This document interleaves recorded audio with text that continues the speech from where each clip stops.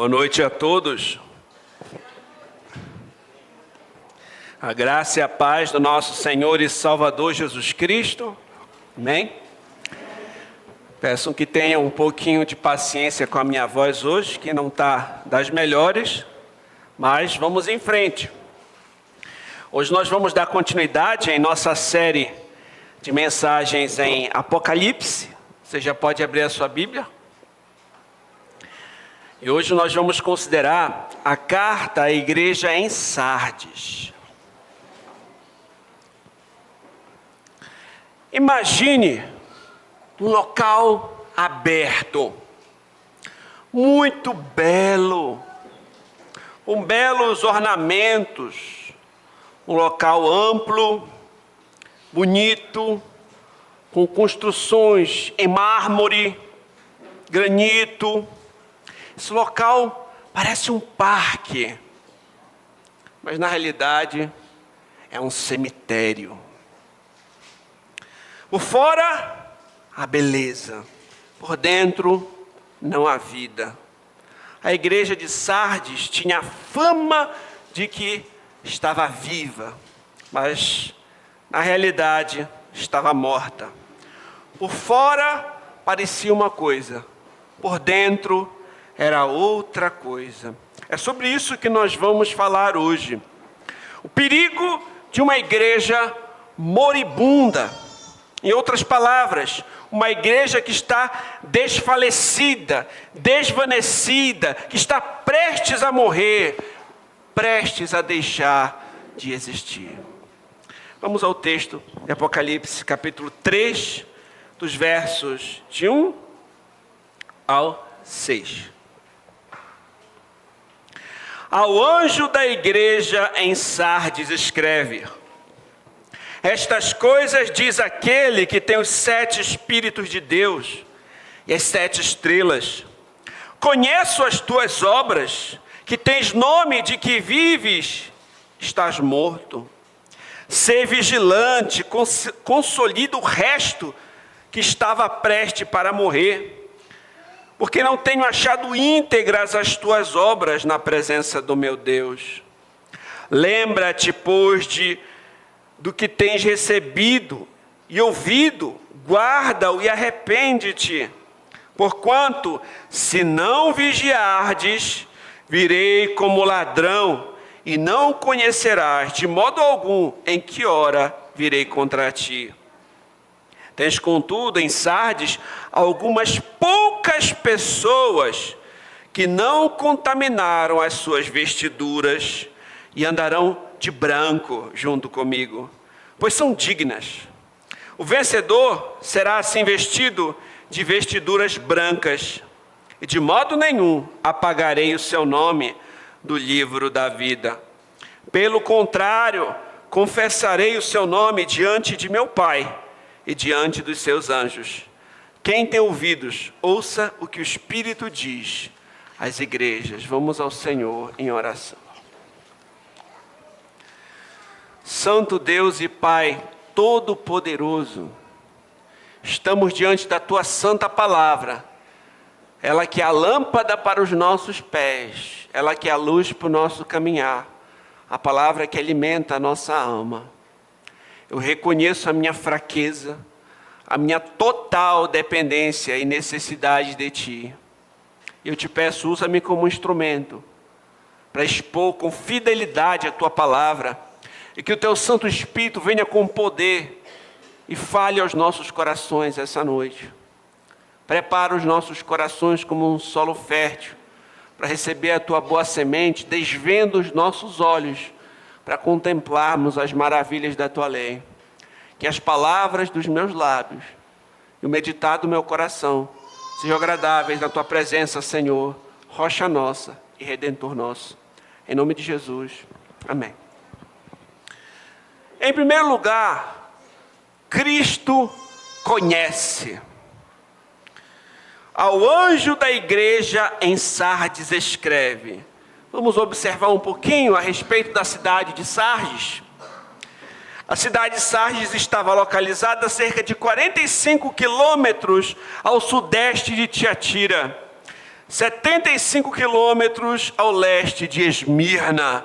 A cidade era protegida por paredões íngremes, era uma cidade que ficava no alto.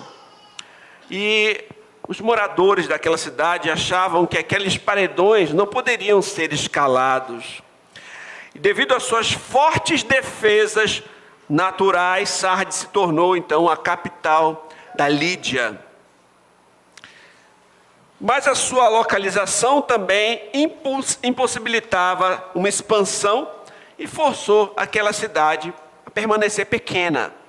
Então tinham paredões, ela ficava no alto. E aqueles paredões, de certa forma, traziam alguma proteção. E eles achavam que não seria possível um exército escalar aqueles paredões para atacar aquela cidade.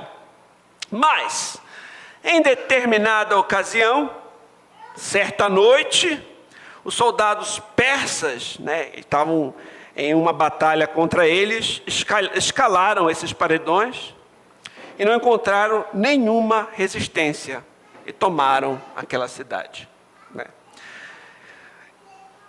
O rei da Síria, Antíoco o Grande, em 214 a.C., fez a mesma coisa. Eles não aprenderam com o passado, cometeram o mesmo erro de deixar a cidade desprotegida, e da mesma forma que os persas, os soldados sírios escalaram os paredões desprotegidos e tomaram Sardes. Então, essa cidade foi tomada, na história 2 vezes, da mesma forma. Não aprenderam ali com o passado. E é interessante notar que quando o Senhor Jesus Cristo chamou a atenção de Sardes para que eles fossem vigilantes, as lembranças dessas ocupações poderiam muito bem ter vindo na memória daqueles leitores e serviam de ilustrações para isso. Olha, sejam vigilantes. Então a cidade já tinha sido tomada 2 vezes por falta de vigilância e agora Jesus também vai falar para eles serem vigilantes também em questão às coisas espirituais, como nós vamos ver. Mas é interessante notar um pouquinho sobre a história e o contexto dessa cidade. Agora, sobre a igreja que estava na cidade de Sardes. Um teólogo chamado Simon Kistemaker explica: entre as 7 igrejas, a de Sardes era a que apresentava menor fervor espiritual. Era uma igreja apática. Sua adaptação ao ambiente religioso evitou que a igreja fosse perseguida, pois quase ninguém a percebia. Então, a gente vai se acomodando aqui, a gente vai fazendo uma política da boa vizinhança com nossos amigos idólatras pagãos, e eles não percebiam muita diferença, logo não tinha perseguição. Seu estilo de vida inofensivo garantia uma paz religiosa, mas resultou na morte espiritual aos olhos de Deus. Com exceção de alguns poucos membros fiéis que mantinham a chama do Evangelho acesa.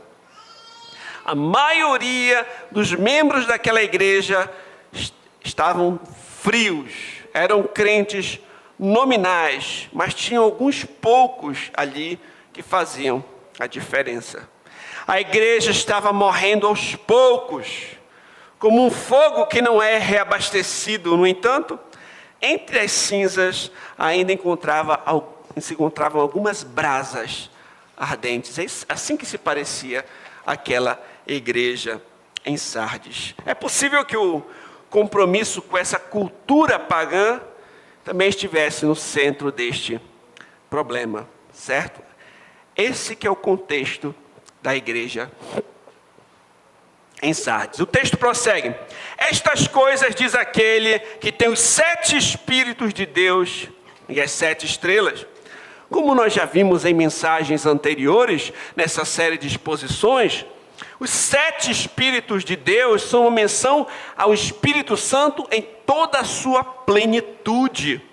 As 7 estrelas são os anjos das 7 igrejas, ou seja, os pastores, os mensageiros daquelas igrejas, os ministros destinados a pregar a palavra de Deus. E é o Espírito Santo que poderia trazer vida e um renovo espiritual para aquela igreja em Sardes. O Senhor então diz: eu conheço as tuas obras, que tens nome, que vives e estás morto.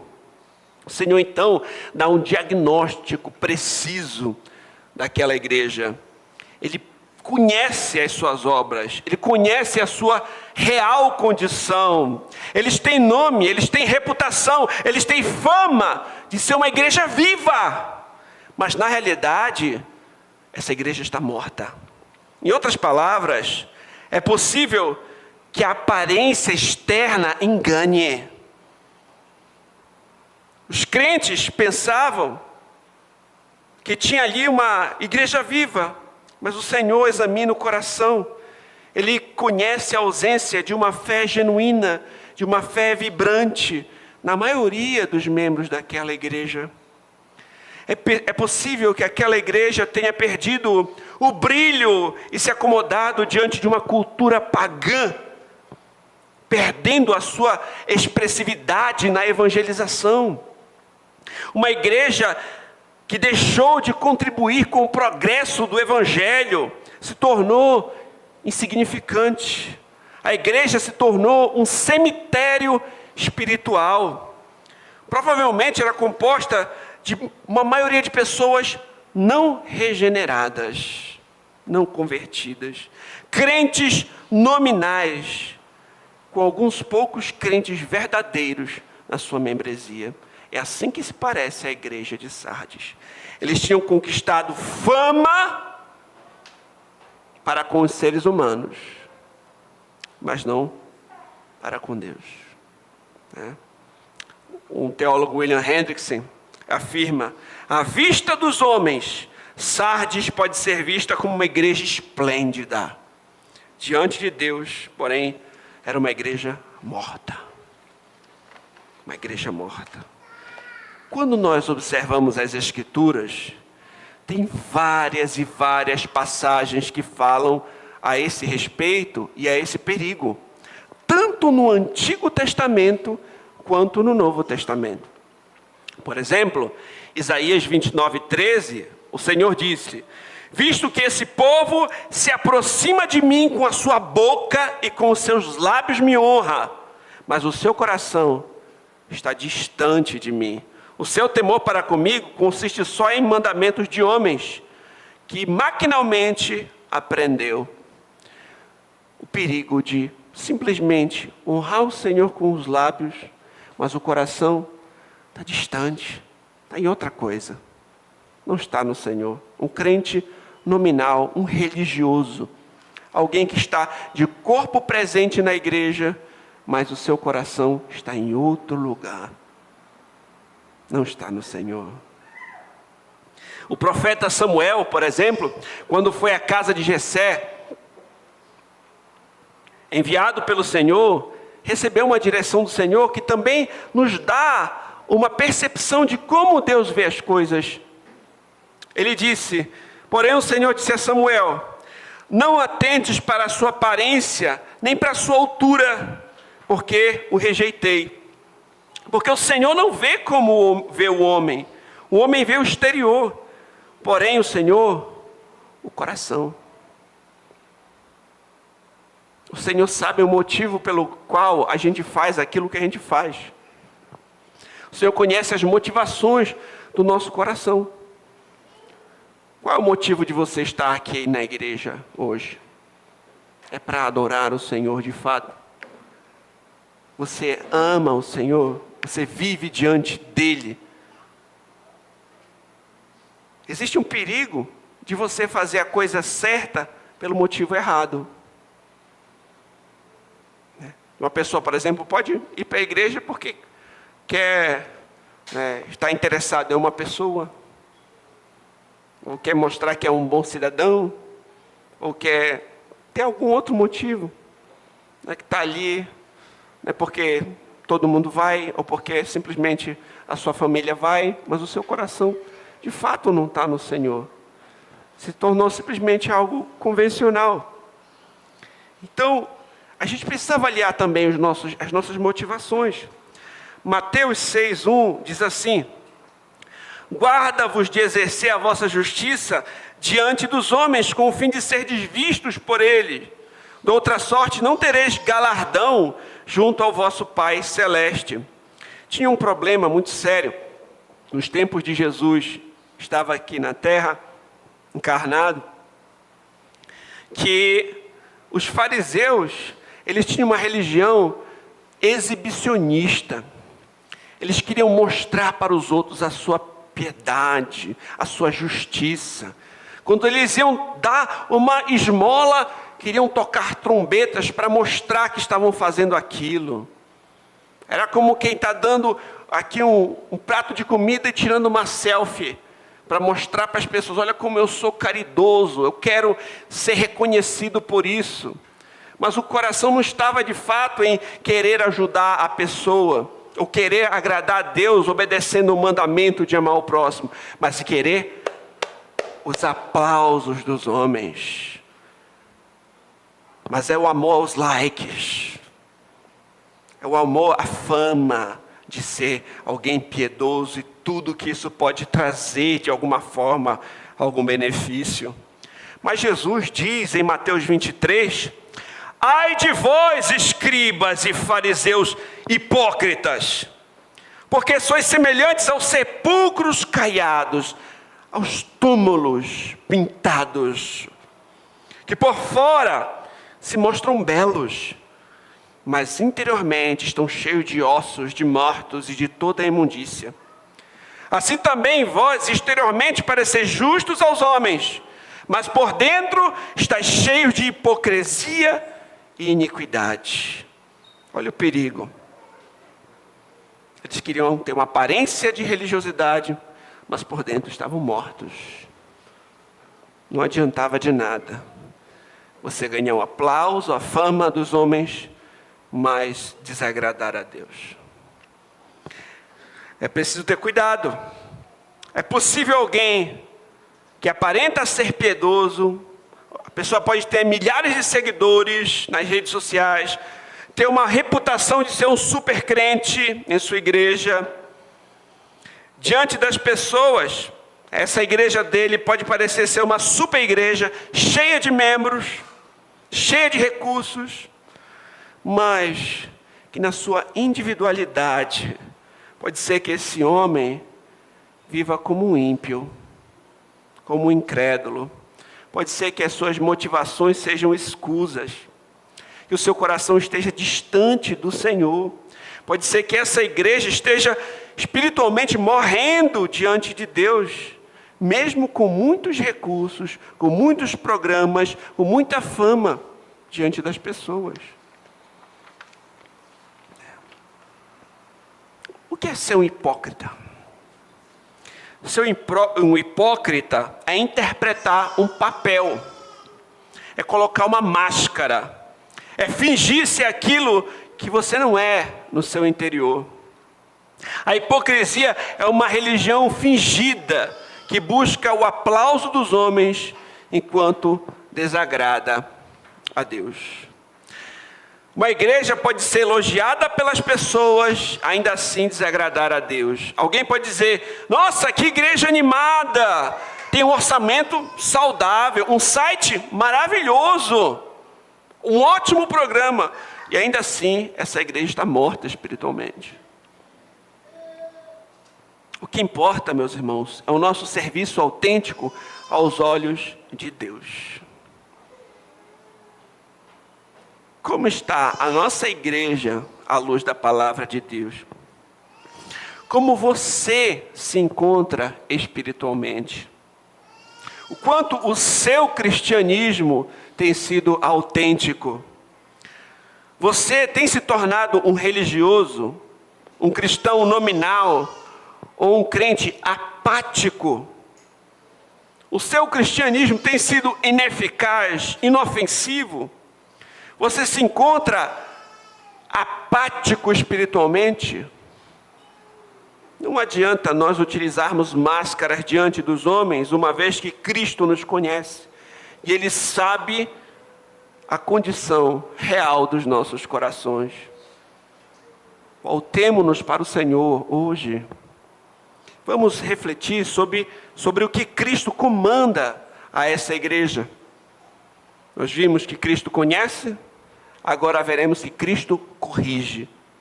Nosso segundo ponto. Cristo diz, o Senhor diz: ser vigilantes.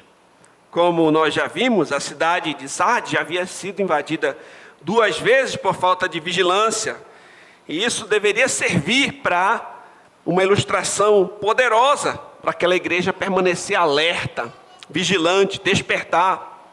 Ser vigilante é estar em alerta, é estar ligado, é ser como um soldado que está no meio de uma guerra, pronto para atirar, diante da aproximação do inimigo, é estar vigilante. É como aquele lutador que está com a guarda alta.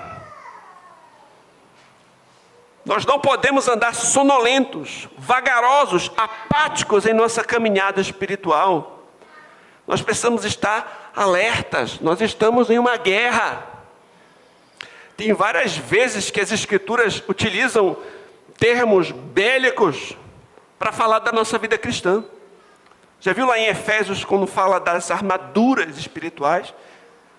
A espada do Espírito, que é a palavra de Deus, capacete da salvação, a couraça da justiça, e daí por diante, né? Combater o bom combate, terminar a carreira, ou seja, nós não estamos em um parque de diversões. Há uma luta, há uma guerra travada, na qual a gente tem que estar vigilante, atento, em guarda. Efésios 5,14 diz: pelo que diz, desperta, ó tu que dormes, levanta-te entre os mortos, Cristo te iluminará. Se você se encontra com as guardas baixas, levanta as guardas, se arrepende, desperta, volta à luta.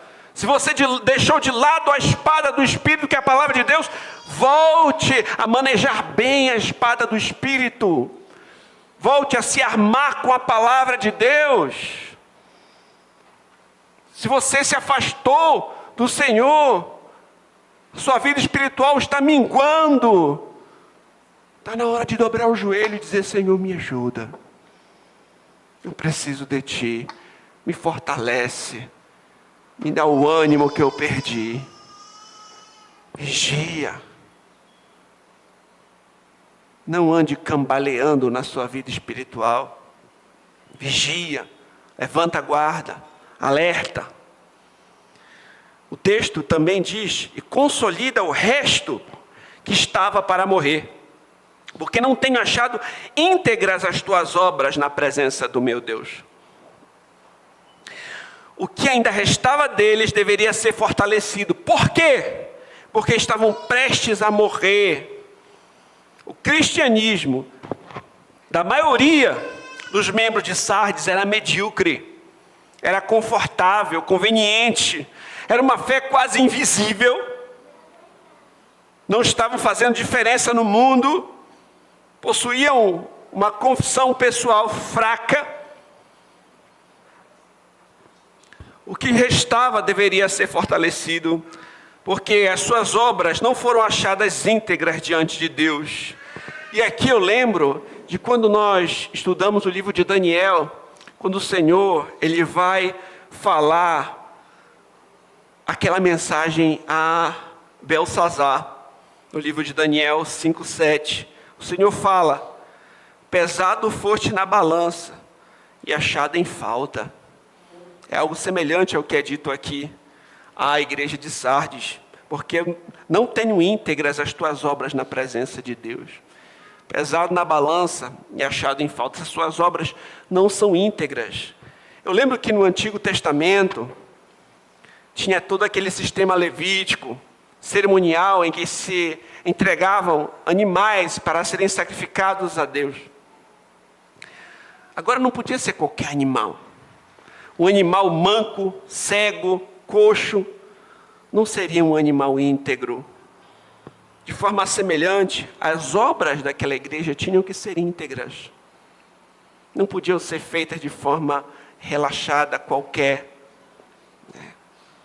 Além disso, meus irmãos, os remanescentes fiéis, que eu falei que tinha alguns poucos ali ainda, eles deveriam também ajudar os mais fracos a amadurecerem e os instáveis a se firmarem na fé. John Stott, um outro teólogo, comenta que os cristãos mais velhos e mais maduros têm responsabilidade com os mais jovens na congregação.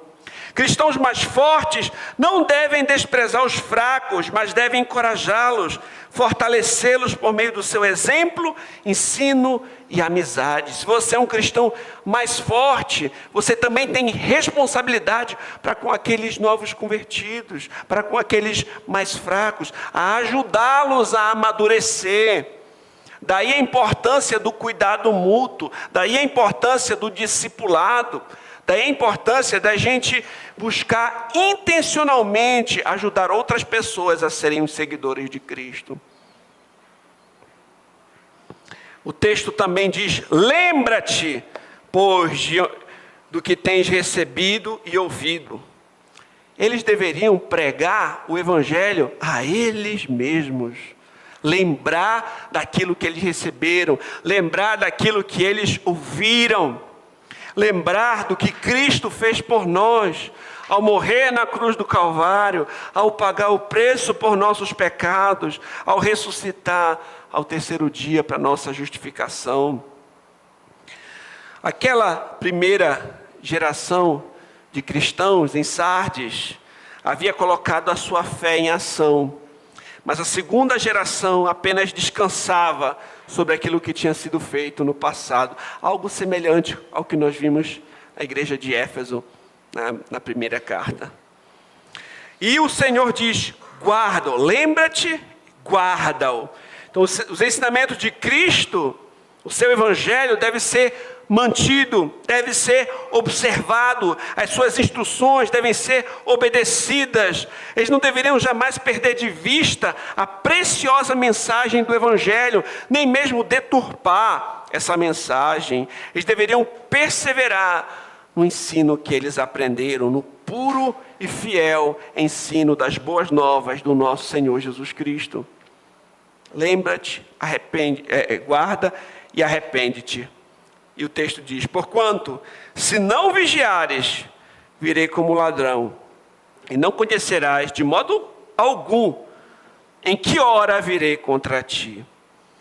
Eles deveriam se arrepender da sua inatividade, da sua letargia espiritual, da sua apatia espiritual. E o que é arrepender-se?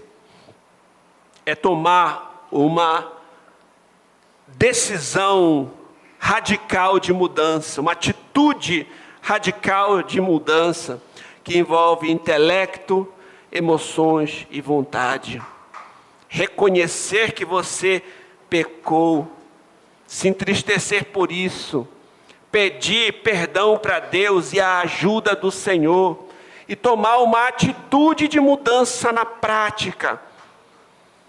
O que você pode fazer, o que você deixou de fazer e você precisa voltar a fazer. Tomar uma atitude prática de mudança com o Senhor. Porque caso eles não se arrependessem, continuassem nessa indiferença para com o Senhor, o resultado ia ser perigoso. O Senhor viria de forma inesperada contra eles, contra ti. Teve uma vez que eu vi um pregador dizendo o seguinte: se Deus é por nós, quem será contra nós? Ninguém, né? Agora, e se Deus for contra nós? Aí não tem a que recorrer, né? E olha o que diz aqui: eu virei contra ti. Se Deus for contra nós, a quem nós vamos recorrer? Então é muito perigoso. O Senhor viria em juízo iminente contra aquela igreja, caso eles não se arrependessem. E aqui, meus irmãos, eu pergunto: você se encontra Dessa forma, hoje, o seu cristianismo é nominal, puramente. É preciso de um enorme esforço para que você venha se comportar como um crente. É uma dificuldade para a pessoa estar na igreja, uma dificuldade para ler a Bíblia, uma dificuldade para orar, e parece que nunca está forte, perto. Falta para você apetite em relação às coisas de Deus.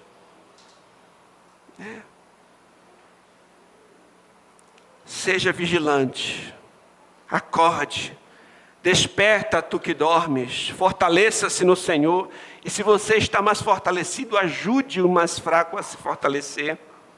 Lembre-se do que Cristo fez por nós, olhe para a cruz, olhe para Cristo, pregue o Evangelho a você mesmo, guarde essas palavras no seu coração, medite nos preceitos do Senhor, arrependa-se do seu pecado, volte-se para Deus, faça isso hoje. Não sabemos o que nos espera amanhã, o tempo de despertar é agora.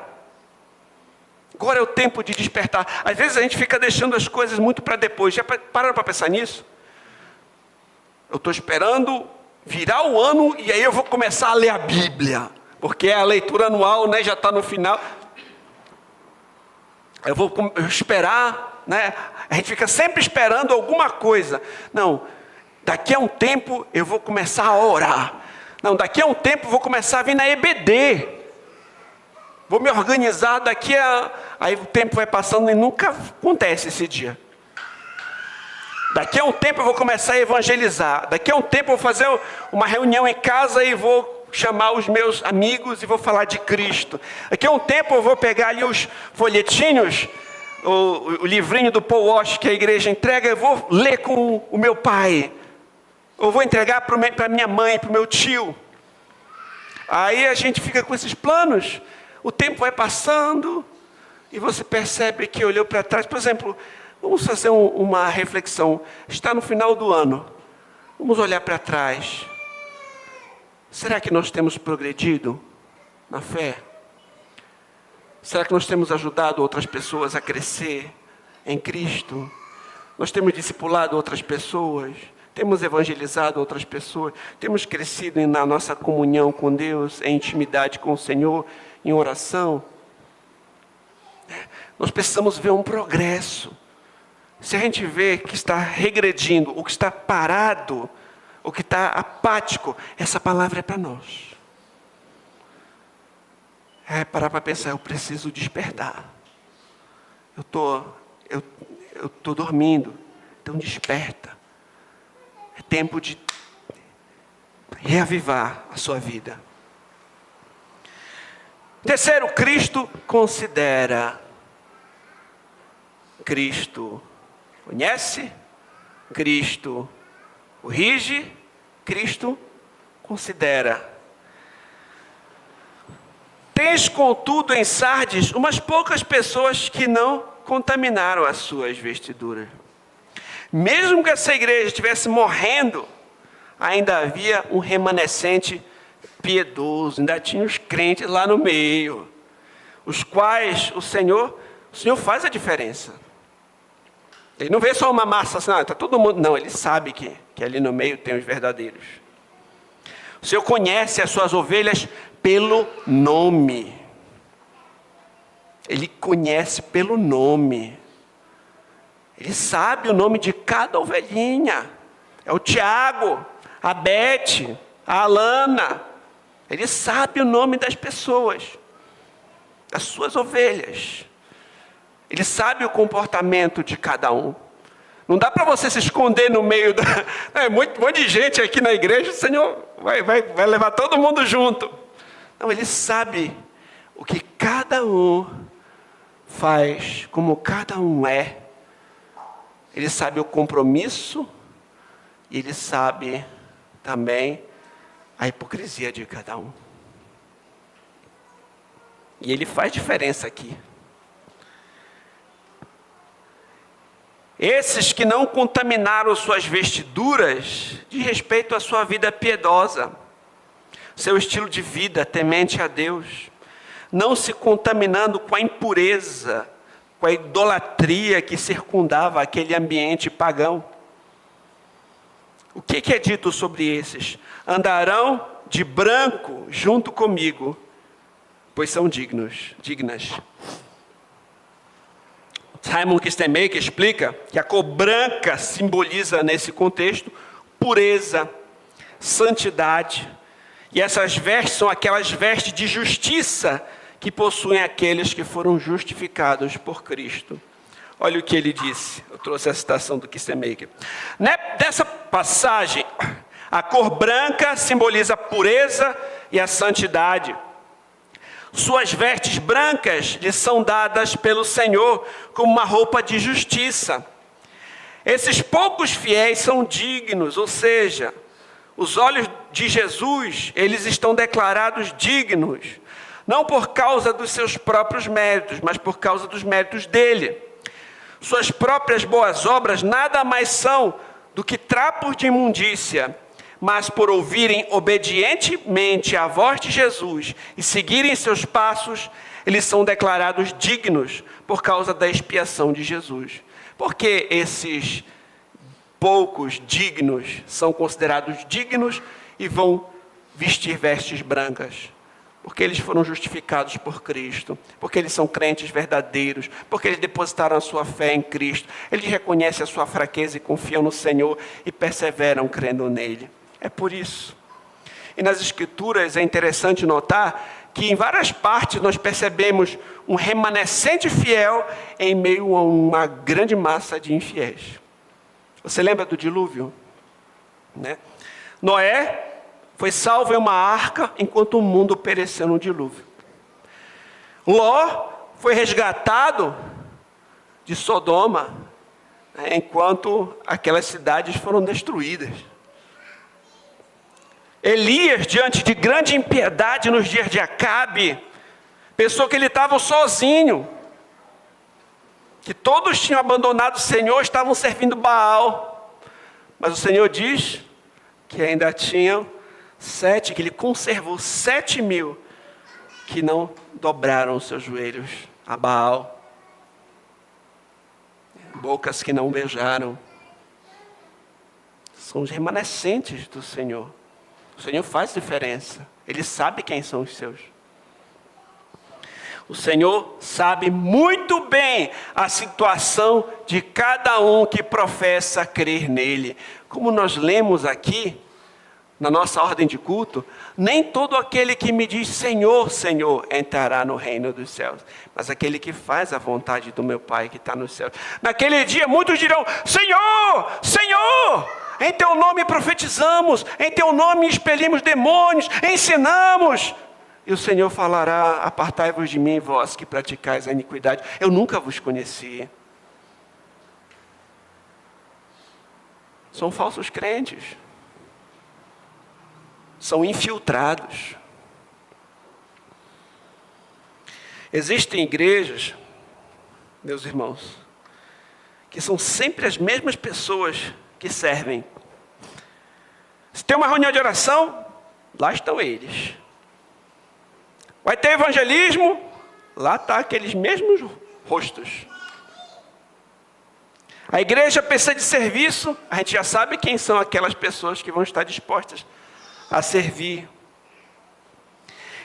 Existem irmãos que mostram uma fé sincera, dedicando-se ao Senhor, mesmo quando ninguém vê. Lá eles estão servindo a Deus. O Senhor sabe. O Senhor conhece os seus. Mas o contrário, meus irmãos, também, infelizmente, também é verdadeiro.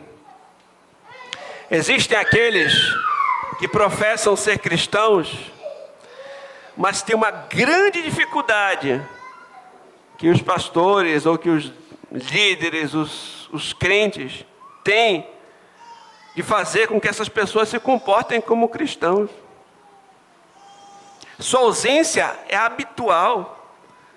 Muito difícil você ver a pessoa na igreja. Falta de compromisso é conhecido, senão não dá para contar com esse daí. Ele fala, mas não vem, né? Não tem palavra. A rejeição e obedecer ao Senhor, mesmo diante de admoestações, de correções, é constante. A sua apatia é conhecida por todos. Meus irmãos, esse não é um bom sinal. É possível que tenham pessoas que estão enganando a si mesmas, professando com os lábios o que negam com a sua vida. Esses são sinais ou de uma apatia espiritual, de uma frieza, de uma fraqueza, é uma ovelhinha que está bem fraca mesmo, ou de um cristianismo nominal, de alguém que diz que é crente, mas não é. É perigoso. Não é um bom estado para se estar. Não é um estado saudável para se caminhar. Que esse texto sirva de alerta para todos nós. Por fim, Cristo confessa.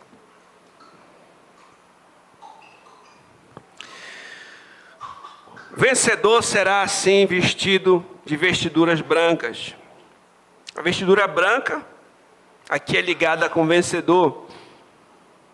Em outras palavras, aqui nós temos algo semelhante ao que é encontrado em Mateus 24:13, que diz: aquele, porém, que perseverar até o fim, esse será salvo. O vencedor será vestido de vestiduras brancas. É algo semelhante. E o texto diz: de modo nenhum apagarei o seu nome do livro da vida. O livro da vida diz respeito ao registro dos nomes daqueles que receberão a vida eterna. Receberão vida eterna. John Stott chama a atenção. Importante é o fato de que podemos ter fama de estar vivos, como o caso da igreja de Sardes, e ainda assim não ter o nome escrito no livro dos vivos de Deus. Isso que é o mais perigoso. Ter a fama de estar vivo, mas não está no livro da vida. Isso que é perigoso. O Senhor Jesus Cristo, em Lucas 10:20, disse aos seus discípulos: no entanto, alegre-se não porque os espíritos se submetem a vocês, e sim porque o nome de cada um de vocês está registrado no céu. É isso que deve trazer alegria.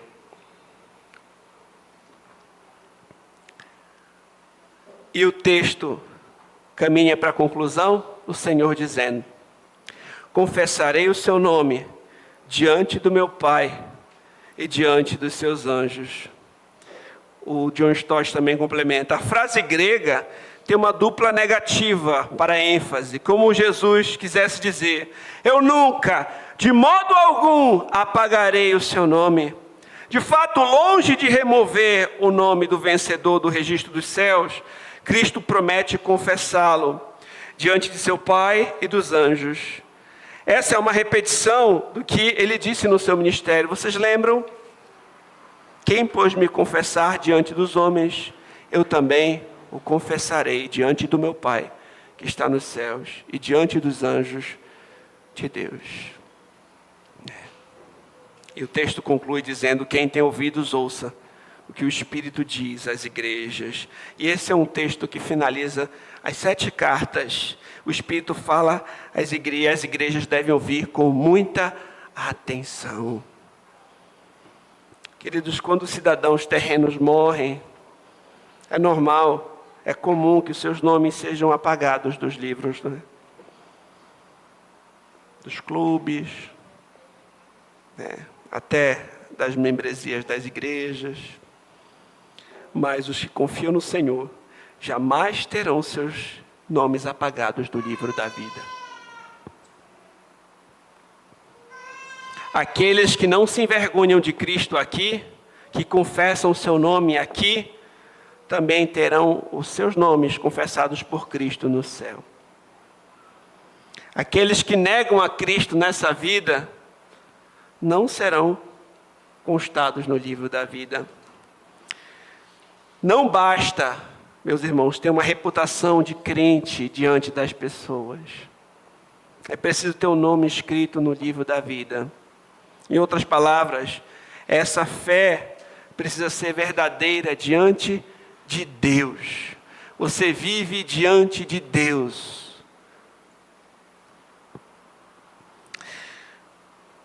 Eu pergunto, você confessa a Cristo com os seus lábios e com a sua vida?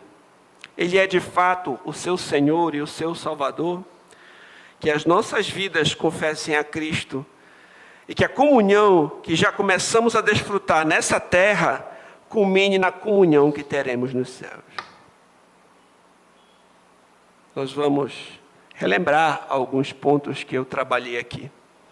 Primeiro, nós vimos que Cristo conhece. Cristo conhecia as obras daquela igreja, sabia que eles tinham nome de quem vive, mas estavam mortos. Segundo, Cristo corrige. O Senhor comanda eles a serem vigilantes, ou seja, deviam estar alertas e atentos, a fortalecer aqueles que estavam para morrer, a lembrarem do que receberam e ouviram, ou seja, o precioso Evangelho de Cristo, a guardarem e obedeceram, a arrependerem dos seus pecados.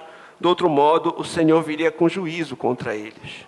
Nós vimos que Cristo considera, ou seja, o Senhor reconhece que naquela igreja havia também alguns poucos de fato eram servos fiéis e criam no Senhor. E por fim vimos que Cristo confessa. O vencedor, ou seja, o crente fiel, será vestido de vestiduras brancas, será justificado, terá a vida eterna. O Senhor jamais apagará o seu nome do livro da vida. Pelo contrário, Cristo confessará os nomes dos crentes verdadeiros diante do seu Pai e diante dos seus anjos. E nós finalizamos dizendo: quem tem ouvidos, ouça o que o Espírito diz às igrejas.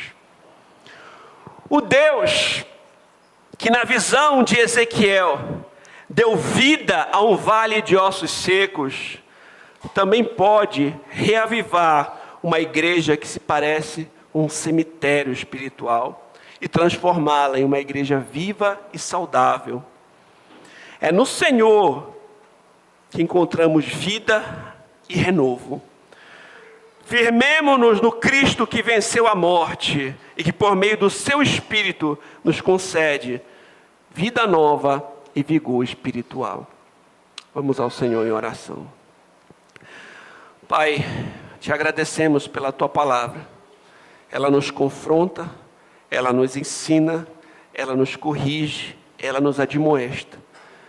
E eu te peço, grava ela nos nossos corações, para não pecarmos contra ti. Não deixa que sejamos, Senhor, simplesmente ouvintes, mas praticantes da tua santa palavra. Pai, não deixa nós permanecermos em uma letargia espiritual, mas que sejamos fervorosos no Espírito, servindo ao Senhor. Desperta aquele que dorme, fortalece o fraco, dá sabedoria ao forte e vigor para te servir. E nos enche do teu Espírito, e que essa igreja seja fiel a ti. Eu oro em nome de Jesus. Amém. Vamos ficar de pé e louvar o Senhor.